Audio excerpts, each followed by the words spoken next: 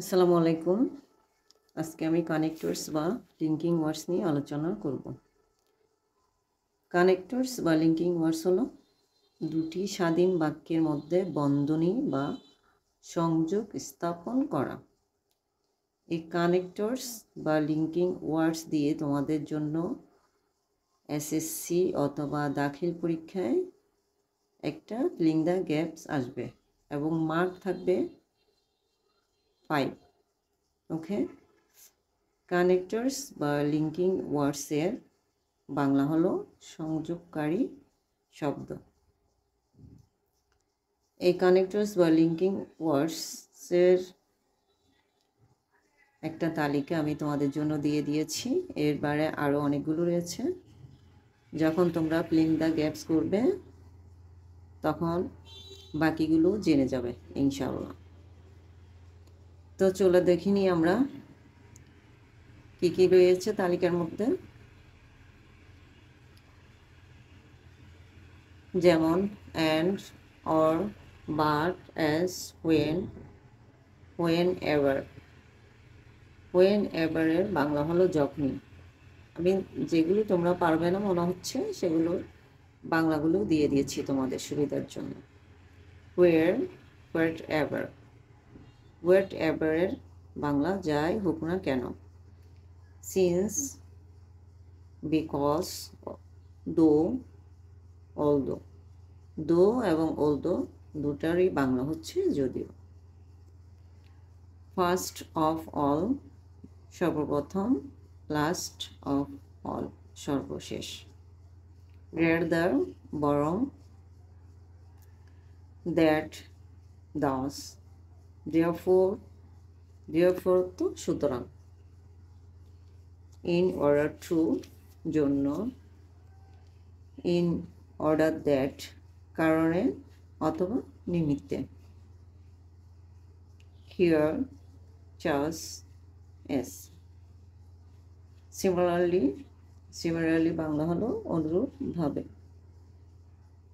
as well as, এবং। along with,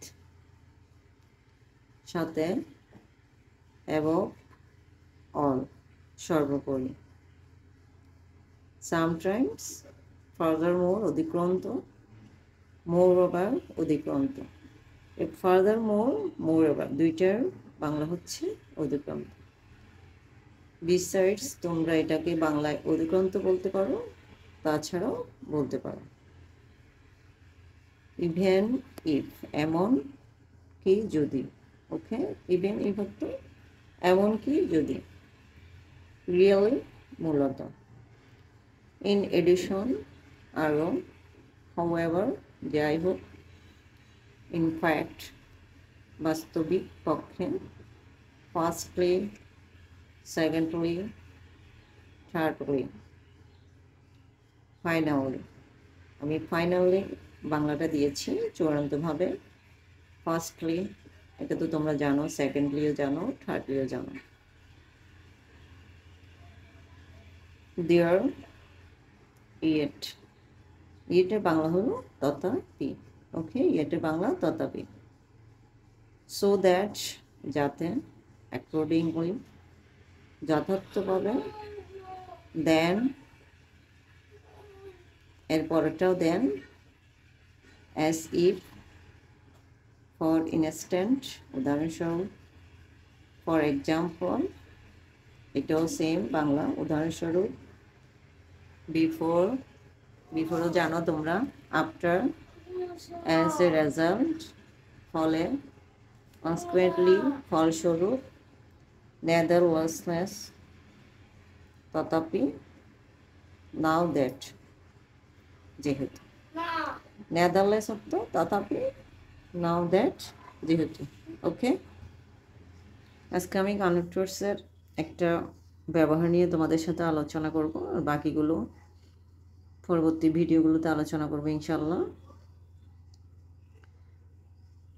1 নম্বর পয়েন্টে বলা হয়েছে ব্যক্তির পরিবর্তে হু, বস্তুর পরিবর্তে হুইচ অথবা দ্যাট, এবং স্থান মানে জায়গার পরিবর্তে বসবে হোয়ার।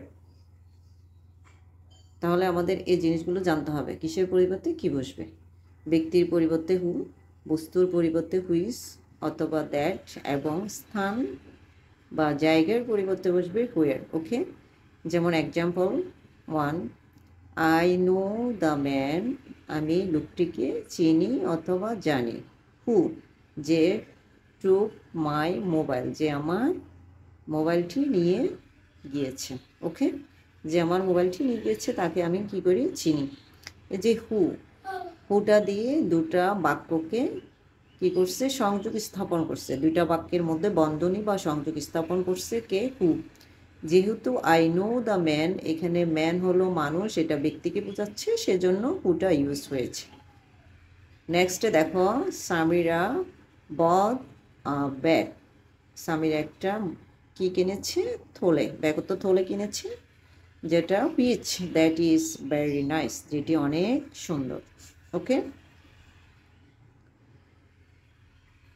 নেক্সট 3 নম্বর এক্সাম্পল হলো